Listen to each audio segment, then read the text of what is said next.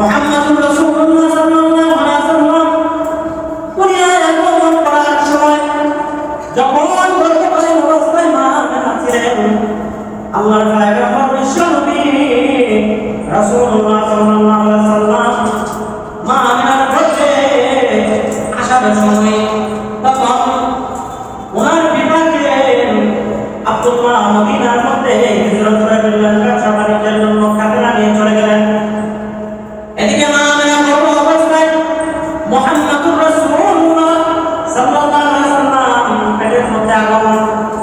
এই সময় যখন আল্লাহর নবীর পিতা মদিনায় যখন চলে গেলেন, ওই দিকটা যখন দিন মানে আসলো 6 মাস যখন প্রেগনেন্ট অবস্থায় মা আমেনা বলেন, আমার শিশু মুহাম্মাদুর রাসূলুল্লাহ সাল্লাল্লাহু আলাইহি ওয়াসাল্লাম আমার গর্ভে আসার সময় আমার মুহাম্মদ সে ব্যক্তিহীন পিতার যে ভালোবাসার ছায়া এই দুনিয়া থেকে চিরদিনের জন্য নিশ্চয় হয়ে গেছে। বলুন আল্লাহু আকবার। আল্লাহ পয়গম্বর রাসূলুল্লাহ সাল্লাল্লাহু আলাইহি ওয়াসাল্লামের পুরো কাহিনী যদি শুনি, ইসলাম আমাদের কাছে কেমন ভাবে এসেছে, এই ইসলামের দাওয়াত আল্লাহর পয়গম্বর কেমন ভাবে দিয়েছেন। আল্লাহর পয়গম্বর জীবনটা শুধু এমন ভাবে কাটান নাই, আল্লাহর পয়গম্বর অনেক কষ্ট করে অনেক সাধনা করে নিজের জীবনকে জানকে ত্যাগ দিয়ে আমাদের কাছে ইসলাম উপহার দিয়েছে। বলুন সুবহানাল্লাহ।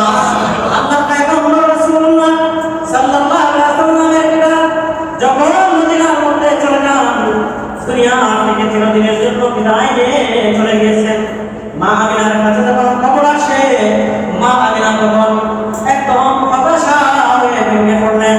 আরে আমার স্বামী মদিনার মধ্যে ব্যবসার জন্য গিয়েছিল, এই ব্যবসা থেকে আর এভাবে ফিরে আসবেন একটা কখনোই কল্পনা করে নাই।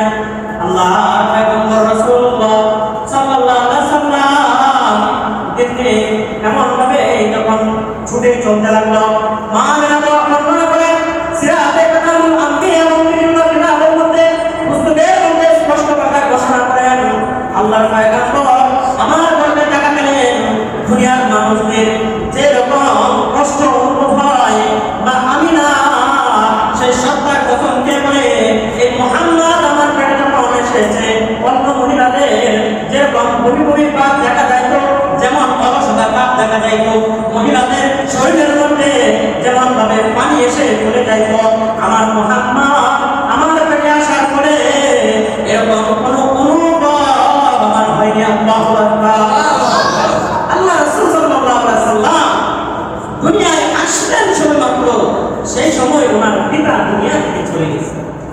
গর্ভ অবস্থায় ওনার পিতা দুনিয়া থেকে বিদায় নিয়ে চলে গেছেন। এদিকে মা আমিনা ভেঙে পড়লেন যে আমার এই সন্তানকে নিয়ে আমি কি করব, কিভাবে চলবো। আর এদিক থেকে আল্লাহ তাআলার যে মুজিজা, আল্লাহ তাআলার যে রহমত বরকত, আল্লাহ তাআলা সব কিছু দেখাইতেছেন। যেমন মা আমিনা বলতেছে যে আমি এতটুকু অনুভব করি না যেরকম ভাবে দুনিয়ার মধ্যে অন্য মহিলাদের গর্ভকালীন অবস্থায় শরীরের মধ্যে পানি আসিয়া শরীরটা ফুলে যায়, শরীরে একটা অলসতা ভাব চলে আসে, শরীরের মধ্যে একটা কষ্ট চলে আসে এবং মহিলাদের ভূমি ভূমি ভাব দেখা যায়। কিন্তু আমার মুহাম্মদ যখন আমার সাথে আসে, আমি আমিনা ওই সমস্ত কোনোই অনুভব হয় না। এর বলুন আল্লাহু আকবার। আল্লাহর পয়গম্বর যখন এমন ভাবে বর্ণনা করতে লাগলেন, মা আমিনা বললেন আমার মুহাম্মদ আমার পেটে থাকা অবস্থায় যখন কুয়ার মধ্যে যখন পানি আনার জন্য যাইতাম, ওই কুয়ার পানি কমতি করে তল দেশ থেকে উপরের দেশে চলে যেত। ধরে বলুন সুবহানাল্লাহ। এমনকি আমি মা আমিনা যখন রাস্তা দিয়ে যখন হাইটে হাইটে যাইতাম, আসমানে কোনো পশু পাখি আমার মাথার উপর দিয়ে চলতো না। এতটুকু সম্মান আমার দিকে পড়তো যে সম্মান আমি আমার ছিল না। আমার শিশু মুহাম্মদ আমার পেটে আসার পরে ওই সমস্ত মুজিজা আমি দেখতে লাগলাম। আসমানের দিকে পাখিগুলো একটা করে আমি স্পষ্ট ভাষায় দেখতাম, আর পরিষ্কার ভাবে দেখা যেত। আসমানের মধ্যে আমি যে দিক দিয়ে হাঁটতাম, ওই দিক দিয়ে পাখিরা চতুর্দিক আমাকে সুন্দর জানার মতো নিয়ে যাইত। আল্লাহু আকবার। আল্লাহ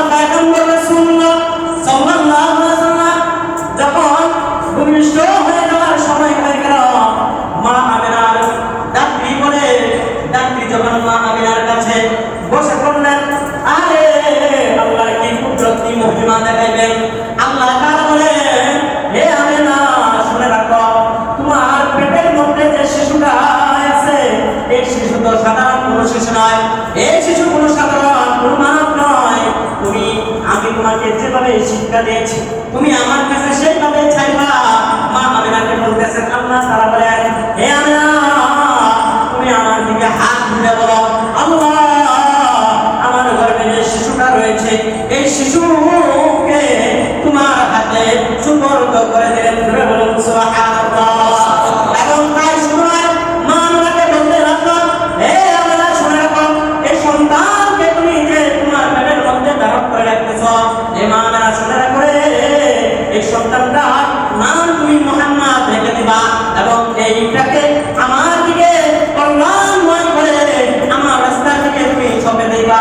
আর এইটা লালন পালন করার দায়িত্ব জিম্মাদার একমাত্র আমি আল্লাহ তাআলা দিয়ে দিলাম। ধরে বলুন সুবহানাল্লাহ। আল্লাহর পয়গম্বর রাসূলুল্লাহ সাল্লাল্লাহু আলাইহি ওয়াসাল্লাম দুনিয়ার আসার সময় হয়ে গেল। চতুর্দিক আকাশের মধ্যে মেঘাচ্ছন্ন হইতে লাগলো। এমন সময় যখন দুনিয়ার মধ্যে আগমন করবে, আহারে ওনার চাচা বলতে লাগলেন আসমানের দিকে তাকাইয়া দেখি চন্দ্র যেন ছুটে চলে আসমান থেকে চিরে আমার ঘরের সঙ্গে সঙ্গে চলে আসবে। যখন ওনার এমন ভাবে বর্ণনা করেন, শুধু তাই নয়, যাত্রী যে মুহাম্মাদের জন্য অপেক্ষা করতেছিল, যাত্রী যখন তার দিকে ফিরাইয়া যখন অপেক্ষা করতেছিল, বাম দিকে চাইয়া দেখে মুহাম্মদ দুনিয়ার মধ্যে আগমন করলো। শুধু সাধারণ বেশে নয়, এই মুহাম্মদ সঙ্গে সঙ্গে জমিনের মধ্যে আল্লাহ তাআলার সাদরাত অবস্থায় চলে এসেছেন। আল্লাহু আকবার। আল্লাহ রাসূল যখন দুনিয়ার মধ্যে আসবেন, মুজিজা শুরু হতে লাগলো। সুবহানাল্লাহ। মা আমিনা বলে, আমি যখন পানি আনার জন্য কুয়ার মধ্যে বালতি পালাইতাম, ওই পানিটা কোন দেশ থেকে অমনি করে আমার জন্য উপরে একদম উস্কে যেত। আমি সাধারণ একদম কষ্টহীন আমি ওই পানি আমার বাসায় নিয়ে আসতাম। যখন বাসায় নিয়ে আসতাম তখন দেখতাম আসমানের পাখিগুলো দুই দিক থেকে এমন ভাবে বাদ হয়ে যেত যে আমাকে সংবর্ধনা দিয়ে দিয়ে বাসায় নিয়ে আসতে। ধরে বলুন সুবহানাল্লাহ। আমিনা বলে যে শুধু তাই নয়, স্বপ্নে আমাকে বলে আল্লাহ তাআলা স্বয়ং আমাকে স্বপ্নে বলতেছে, হে আমিনা তোমার গর্ভে যে সন্তানটা রয়েছে সেটা কোনো সাধারণ কোনো সন্তান নয়। তুমি ভেঙে পড়ো না, তুমি নিরাশ হও না, তুমি কোনো চিন্তা করো না। এই সন্তান যখন প্রসব হইবে এই সন্তানের নাম রাখবা তুমি মুহাম্মদ। ধরে বলুন সুবহানাল্লাহ।